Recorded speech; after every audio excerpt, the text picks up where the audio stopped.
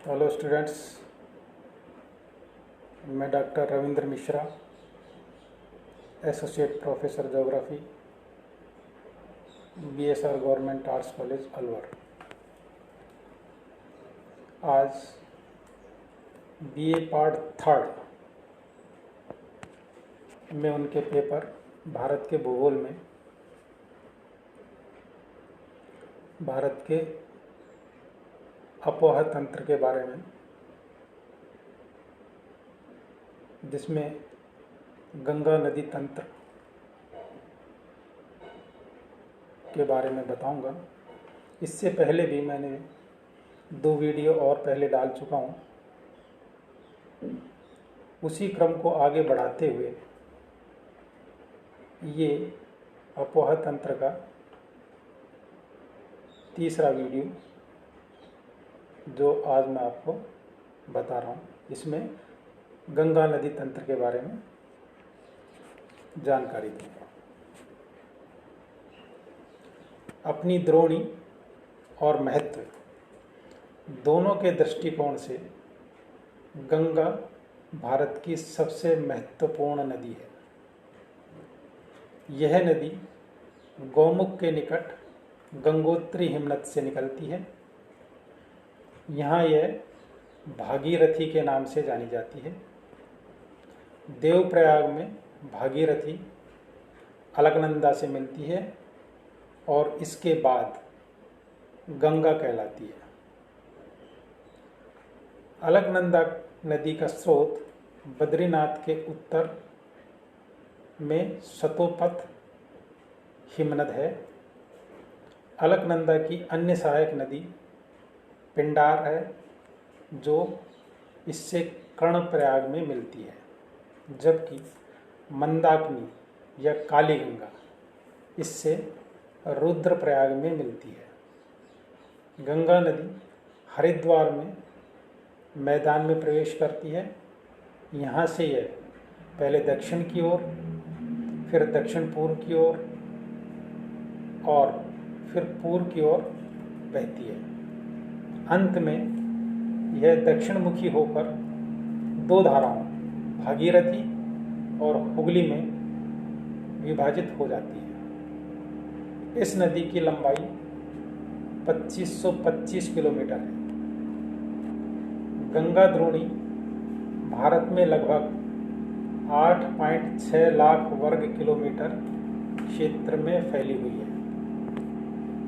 यह भारत का सबसे बड़ा अपोह तंत्र है, जिससे उत्तर में हिमालय से निकलने वाली नदियां और दक्षिण में प्रायद्वीप से निकलने वाली नदियां शामिल हैं। सोन इसके दाहिने किनारे पर मिलने वाली प्रमुख सहायक नदी है। बाएं तट पर मिलने वाली महत्वपूर्ण सहायक नदियां रामगंगा, गोमती, घाघरा, गंडक, कोसी व महानंदा है। सागर द्वीप के निकट यह नदी अंततः बंगाल की खाड़ी में जा मिलती है। गंगा की सहायक नदियां। यमुना यह गंगा की सबसे लंबी सहायक नदी है। इसका स्रोत यमुनोत्री हिमनद है। इलाहाबाद में इसका गंगा से संगम होता है। प्रायद्वीपीय पठार से निकलने वाली चंबल, सिंध, बेतवा व केन इसके दाहिनी तट पर मिलती हैं, जबकि हिंडन, रिंद, सेंगर, वरुणा आदि नदियाँ इसके बाएं तट पर मिलती हैं।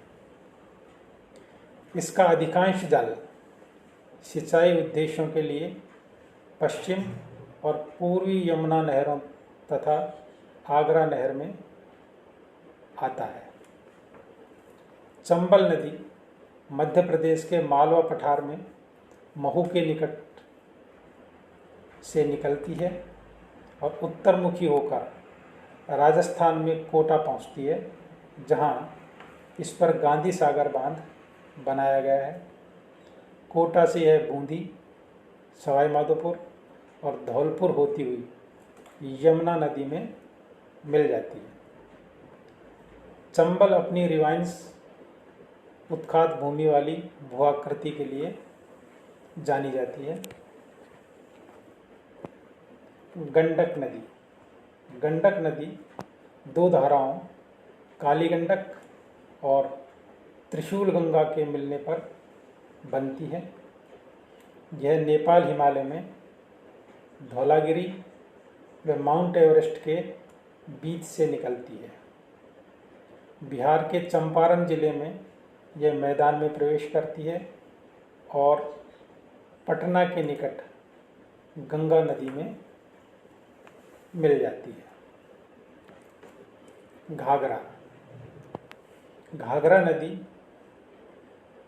मापचाचुंगो हिमनद से निकलती है तथा तिलाक, सेती व बेरी नामक सहायक नदियों का जल ग्रहण करने के बाद यह शीशा पानी में एक गहरे महाखड्ड का निर्माण करते हुए पर्वत से बाहर निकलती है। शारदा नदी इससे मैदान में मिलती है और छपरा में यह गंगा नदी में विलीन हो जाती है। कोसी एक पूर्ववर्ती नदी है। इसका स्रोत तिब्बत में माउंट एवरेस्ट के उत्तर में है, जहाँ से इसकी मुख्य धारा अरुणा निकलती है। नेपाल में मध्य हिमालय को पार करने के बाद इसमें पश्चिम से सोन कोसी और पूर्व से तमूर कोसी मिलती है। अरुणा नदी से मिलकर यह सप्तकोशी बन जाती है।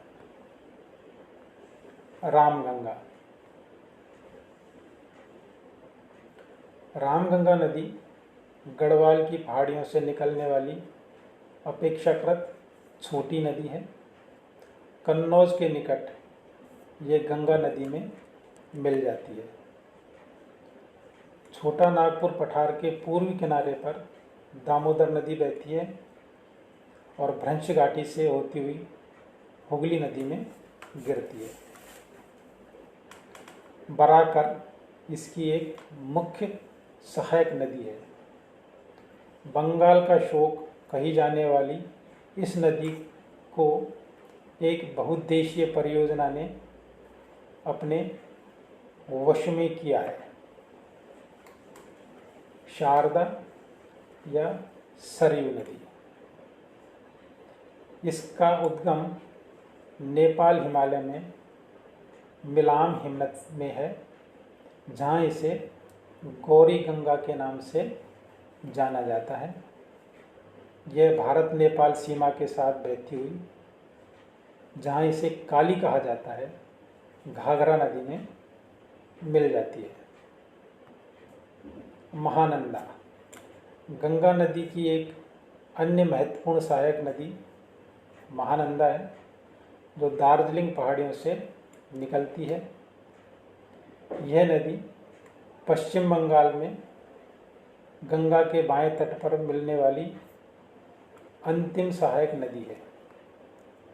सोन गंगा के दक्षिण तट पर सोन एक बड़ी सहायक नदी है, जो अमरकंटक पठार से निकलती है। ब्रह्मपुत्र नदी विश्व की सबसे बड़ी नदियों में से एक ब्रह्मपुत्र का उद्गम कैलाश पर्वत श्रेणी में मानसरोवर झील के निकट हिमनद से हुआ है। यहाँ से यह पूर्वी दिशा में बहती हुई दक्षिण तिब्बत के मैदान में लगभग 1200 किलोमीटर की दूरी तय करती है, जहाँ इसे सांगपो नाम से जाना जाता है। तिब्बत के रांगो सांगपो इसके दाहिने तट पर एक प्रमुख सहायक नदी है। मध्य हिमालय में नमचा बरवा के निकट एक गहरे महाखड्ड का निर्माण करती हुई यह एक तेज बहाव वाली नदी के रूप में बाहर निकलती है। हिमालय के गिरिपद में यह दिशंग के नाम से निकलती है। अरुणाचल प्रदेश में सादिया कस्बे से यह नदी भारत में प्रवेश करती है। दक्षिण पश्चिमी दिशा में इसकी प्रमुख सहायक नदियाँ दिबांग और लोहित मिलती हैं। इसके बाद यह नदी ब्रह्मपुत्र के नाम से जानी जाती है। असम घाटी में ब्रह्मपुत्र में असंख्य सहायक नदियां आकर मिलती हैं।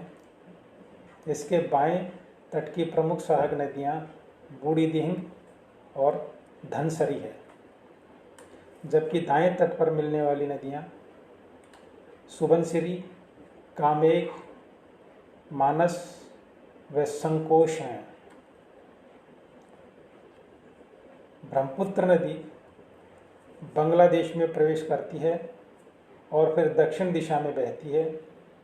बांग्लादेश में तिस्ता नदी मिलती है और इसके बाद यह जमुना कहलाती है। अंत में यह नदी पद्मा के साथ मिलकर बंगाल की खाड़ी में गिरती है। ब्रह्मपुत्र नदी बाढ़, मार्ग परिवर्तन एवं तटीय अपरदन के लिए जानी जाती है। तो आज के इस वीडियो में मैंने गंगा नदी तंत्र के बारे में, उसकी सहायक नदियों के बारे में आपको जानकारी दी। इससे पहले जो मैंने 2 वीडियो आपको भारत के नदियों के अपवाह तंत्र के बारे में बताया, ये उसी का तीसरा भाग था। इस तरह आज भारत की नदियों का अपवाह तंत्र से संबंधित जो वीडियो थे आज यहाँ समाप्त हो रहे हैं। आगे इसके बाद में दूसरे वीडियो जो बनाऊंगा उसके बारे में अलग से जानकारी मैं आपको दूंगा। आज इतना ही।